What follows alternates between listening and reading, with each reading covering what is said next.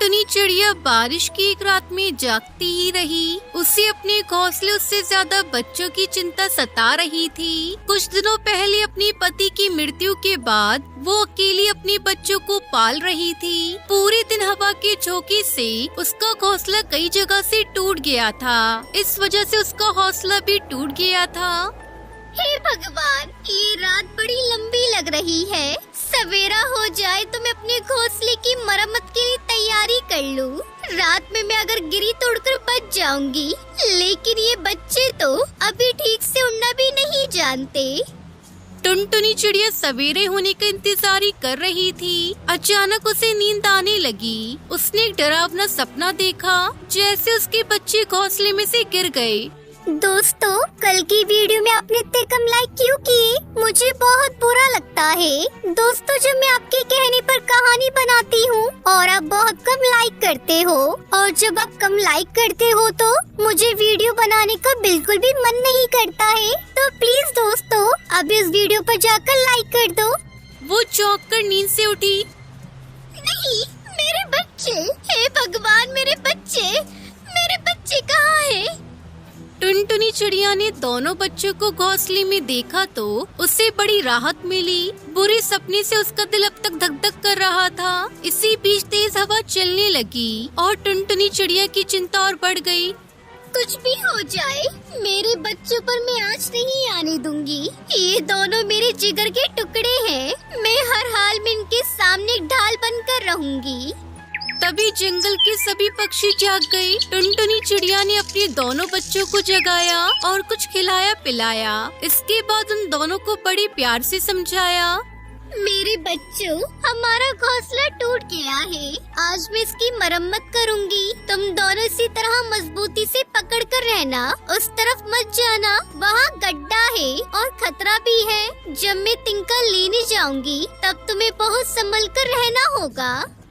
तभी टुनटुनी की बेटी सुनहरी कहती है, मम्मी, हम लोग घोंसले में इसी तरफ रहेंगे। उधर गड्ढा है ना, तुम जाओ और तिनका लेकर आओ। हमारे लिए कुछ खाने का भी इंतजाम कर देना। मुझे भी अभी भूख लगी है, खाना खाना है। टुनटुनी चिड़िया को आज अपनी चिड़ा की बहुत याद आ रही थी। जब ये दोनों अकेली रहती थी, तब चिड़ा ही बच्चों के पास रहता और मैं बाहर खाने के इंतजाम करने के लिए जाती। बच्चों के लिए एक का रहना आवश्यक था। अब तो मेरी मजबूरी है। इतना कहकर टुनटुनी चिड़िया वहाँ से उड़ गई और दोनों बच्चे घोंसले में अकेले ही रह गए। गोलू चिड़ा ज्यादा चंचल था। वो अपनी जगह से खिसकने लगा तो बहन सुनहरी चिड़िया ने उसे टोका। मेरे प्यारे भैया, उधर मत जाओ, गड्ढा है, खतरा है। मम्मी को आने दो, घोंसला बनाने दो, फिर चारों तरफ घूम सकते हो।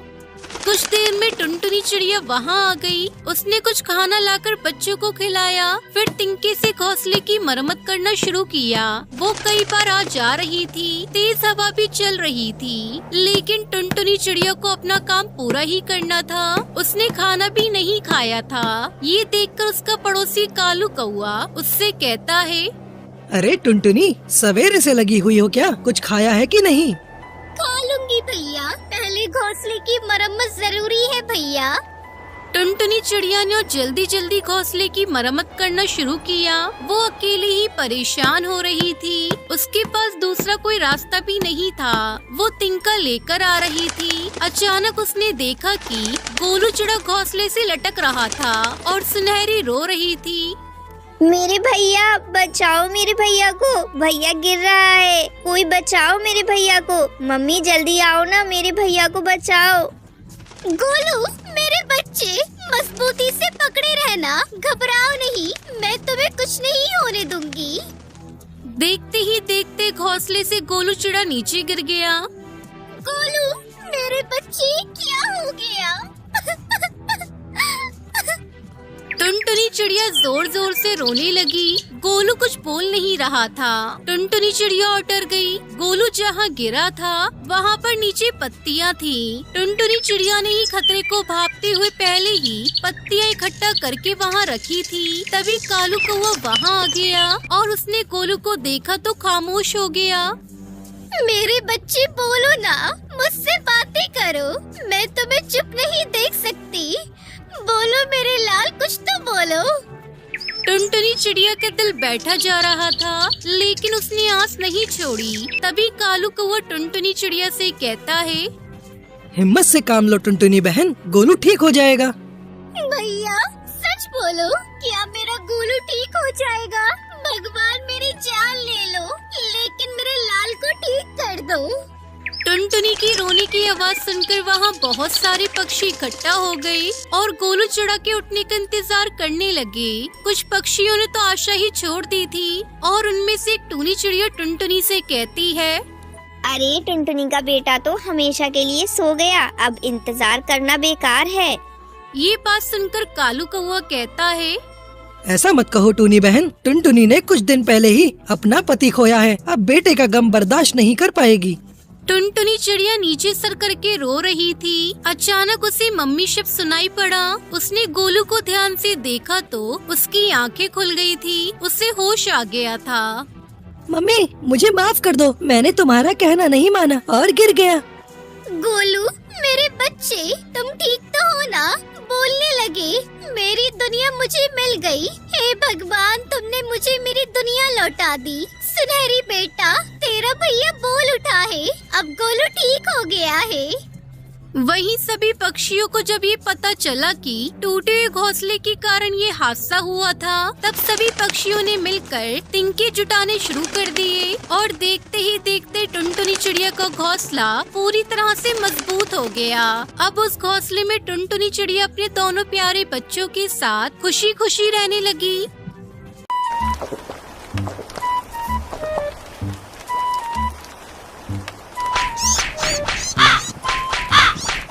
चंपकवन जंगल में टुनटुनी चिड़िया अपने पति बंटी कबूतर के साथ रहती थी। बंटी कबूतर बहुत ही आलसी था, वो कोई काम धंधा नहीं करता था। घर का खर्च चलाने के लिए टुनटुनी चिड़िया अपने पड़ोसियों के यहाँ काम करके थोड़े बहुत पैसे कमा लेती थी। एक दिन टुनटुनी चिड़िया 2 अंडे देती है। हे भगवान, कुछ ही दिनों में अंडों से बच्चे बाहर आ जाएंगे, घर का खर्च बढ़ जाएगा। मैं अकेली कैसे 2 बच्चों को पालूंगी?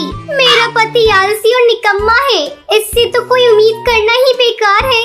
इस तरह कुछ दिन गुजर जाते हैं। एक दिन टुनटुनी चिड़िया अपने पति पर गुस्से से चिल्लाने लगती है, अरे तुम कैसे पति हो?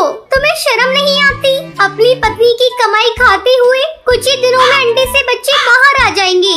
मेरा नहीं तो कम से कम अपने बच्चों का सोचो। क्या तुम नहीं चाहते हमारे बच्चे भी दूसरे पक्षियों के बच्चे की तरह आराम से जिंदगी गुजारे? तुम्हें तो चुल्लू भर पानी में डूबकर मर जाना चाहिए।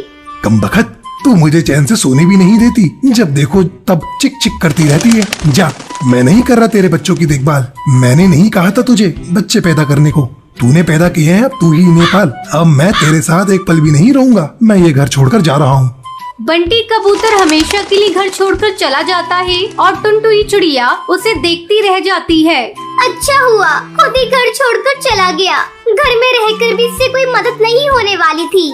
थोड़े दिन बाद ही अंडे से बच्चे भी बाहर आ जाते हैं। टुनटुनी चिड़िया अपने बेटे का नाम गोलू चिड़ा और बेटी का नाम लूसी कबूतरी रखती है। मैं अपने बच्चों को वो सभी खुशियाँ दूंगी जिसके मेरे बच्चे हकदार हैं। क्या हुआ अगर इनका बाप नहीं है? मैं माँ और बाप दोनों का प्यार दूंगी। इस तरह 2 महीने गुजर जाते हैं। बच्चे थोड़े बड़े हो जाते हैं। बारिश का मौसम भी शुरू हो जाता है। कई दिनों तक लगातार बारिश होती रहती है। क्या करूं? ये बारिश तो कहर बनकर बरस रही है, रुकने का नाम ही नहीं ले रही है। बारिश के कारण काम पर भी नहीं गई और घर का भी सारा राशन खत्म हो गया है। मैं तो भूखी रह लूंगी, लेकिन बच्चों को भूखा कैसे रखूं? तभी उसके पास लूसी कबूतरी आती है।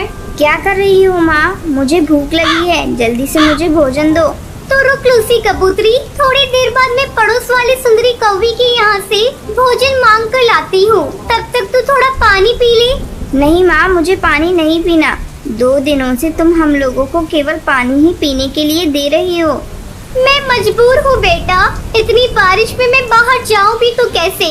तभी गोलू चिड़ा जोर से रोने लगता है। किसी तरह टुनटुनी चिड़िया उस बारिश में अपने घोंसले से बाहर निकलती है।